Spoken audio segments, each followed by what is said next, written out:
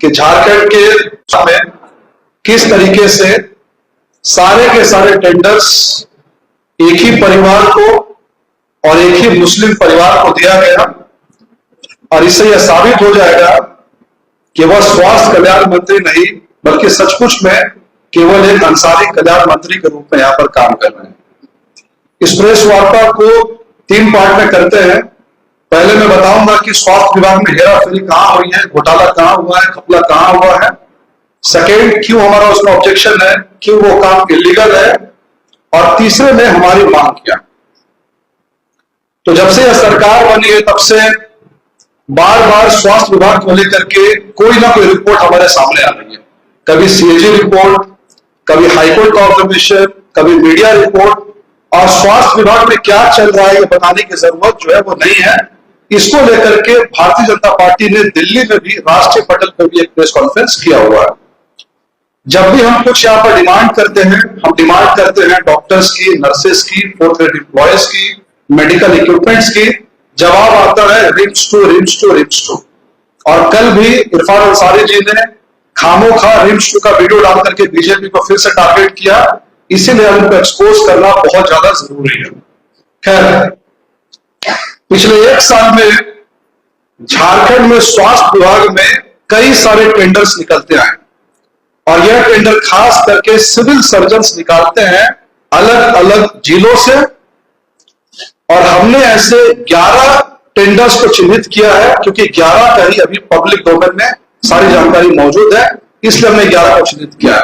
11 tenders में एक एक करके बस 5 मिनट के अंदर हम डिस्कस करेंगे टेंडर क्या था। अच्छा, ये टेंडर्स क्या होते हैं? जो अस्पताल होते हैं जिलों में, उनको जो चाहिए, मान लीजिए पेशेंट का बेड चाहिए, सीसीटीवी कैमरा चाहिए, कोई इंजेक्शन चाहिए, इस तरह के इक्विपमेंट्स मंगाते हैं। और इसका वॉल्यूम जो है 2-2.5 करोड़ तक का भी हो सकता है, 50-60 लाख का भी हो सकता है। खैर, इरफान अंसारी जी के मंत्री बनने के महज कुछ दिन के बाद ये खेल शुरू हुआ। 24/12/2024 यानी दिसंबर 2024 में सरकार बनने के तुरंत बाद सिविल सर्जन दुमका की तरफ से टेंडर निकाला गया, और उस टेंडर को, सप्लाई के टेंडर को 3 पार्टीज ने भरा, 3 कंपनीज ने भरा। नाम याद रखिएगा, Hind infra project, Bharat supplier, global arts and supplier. नाम पहली बार पूरा ले लेता हूं, Hind Infratech project private limited जो कि प्राइवेट लिमिटेड कंपनी है, भारत आर्ट्स एंड सप्लायर जो कि प्रोप्राइटरशिप फर्म है, तीसरा ग्लोबल आर्ट्स एंड सप्लायर जो कि प्रोप्राइटरशिप फर्म है। अब यहां पर इन तीनों ने टेंडर डाला, टेंडर अलॉट हो गया भारत सप्लायर्स को।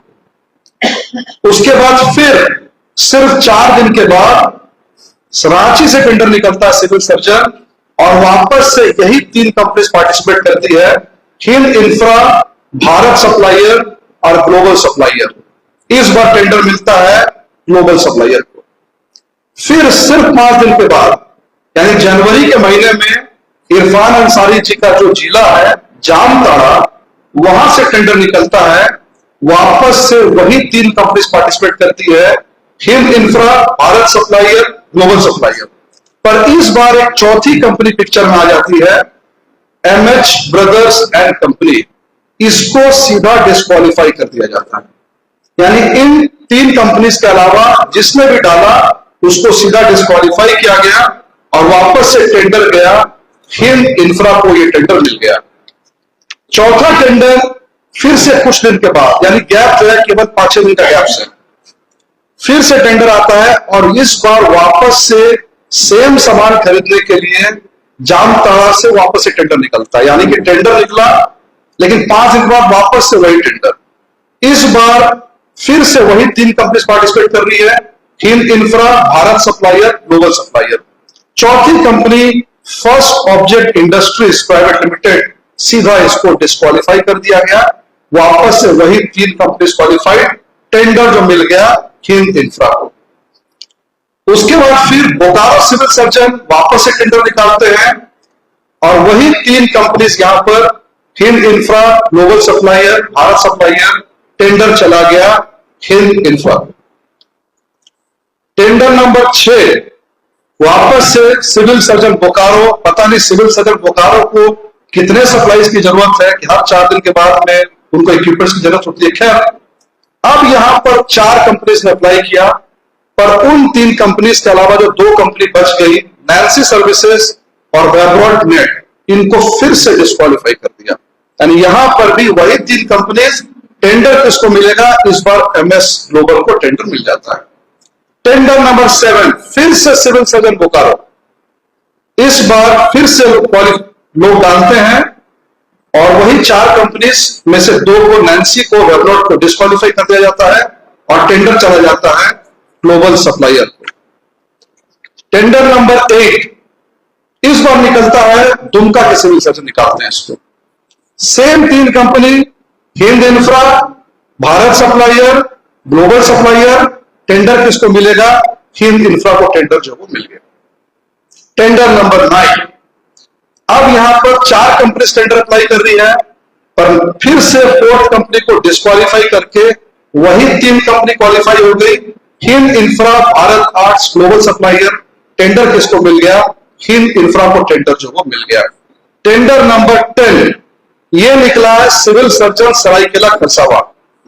वापस से वही 3 कंपनीज पार्टिसिपेंट और वापस से हिंद इंफ्रा को टेंडर जो है वो अलॉट कर दिया गया।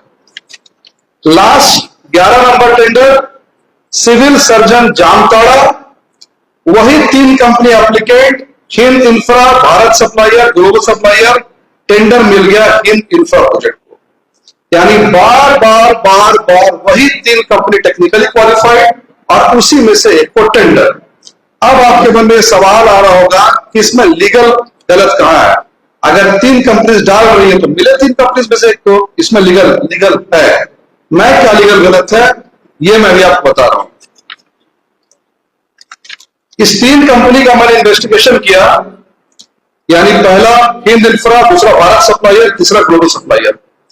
पहली कंपनी का एड्रेस है पहाड़ी टोला रांची, दूसरी कंपनी का एड्रेस है पहाड़ी टोला रांची, तीसरी कंपनी का एड्रेस है पहाड़ी टोला रांची।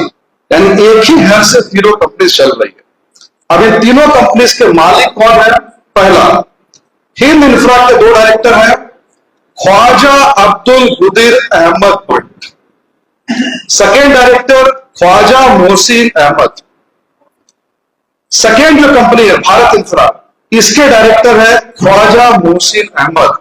यानी एक आदमी दोनों कंपनीज में डायरेक्टर है, एक में डायरेक्टर है, एक में प्रोप्राइटर है, नाम उसका है Khwaja Mohsin Ahmad.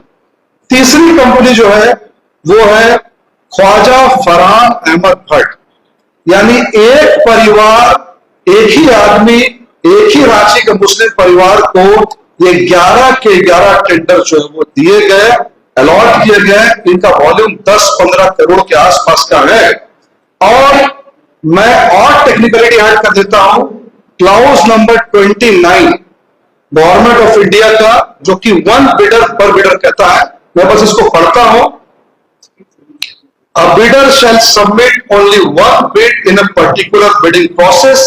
In case of holding company having more than 1 independent manufacturing units or more than 1 unit having common business ownership, only 1 unit should vote. Similar restriction will apply to closely related companies. एक line है, a bidder who submits more than 1 bid will cause all the proposals submitted in the particular bid to be disqualified. All the bids of a bidder who has submitted multiple bids as per the clause shall be rejected and administrative action will be taken.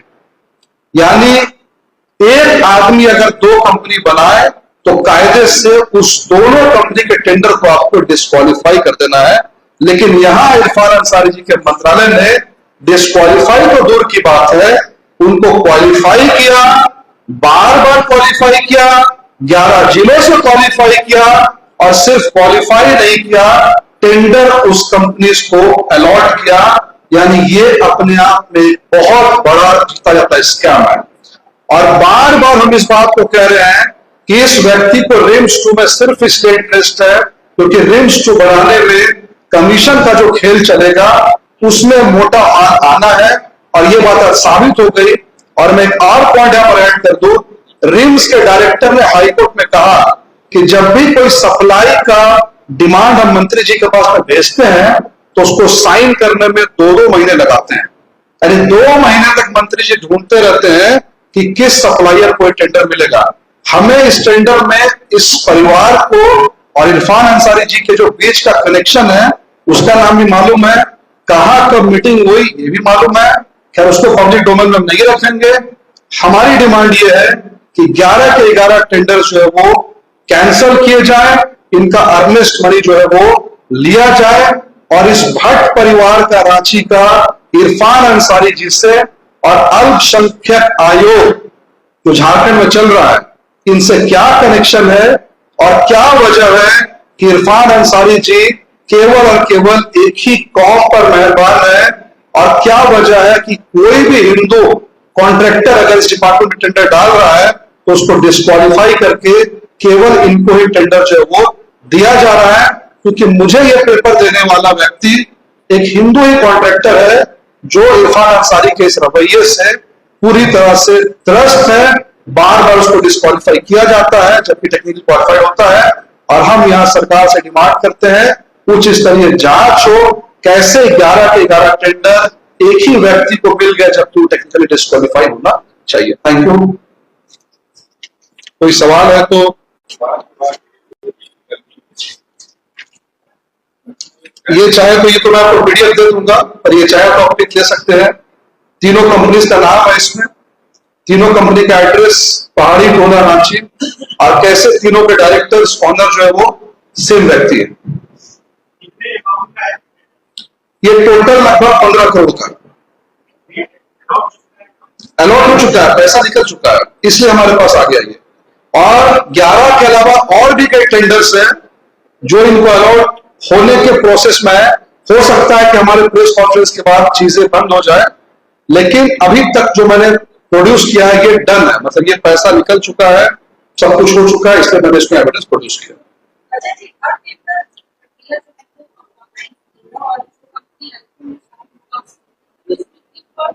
If but इसलिए है क्योंकि L1 में जब company आती है L1, L2, L3 तो ये देखा जाता है कि L1, L2, L3 सेम आदमी की तो नहीं है कंपनी। अगर सेम आदमी की है तो दोनों को डिस्क्वालीफाई किया जाएगा। और यहां मैंने तथ्य के साथ प्रोड्यूस किया कि तीनों के तीनों जो कंपनीज हैं वो एक ही आदमी के हैं, एक ही परिवार के हैं और कम से कम एक आदमी ख्वाजा मोहसिन तो ऐसा आदमी है जो कि दोनों कंपनी में है।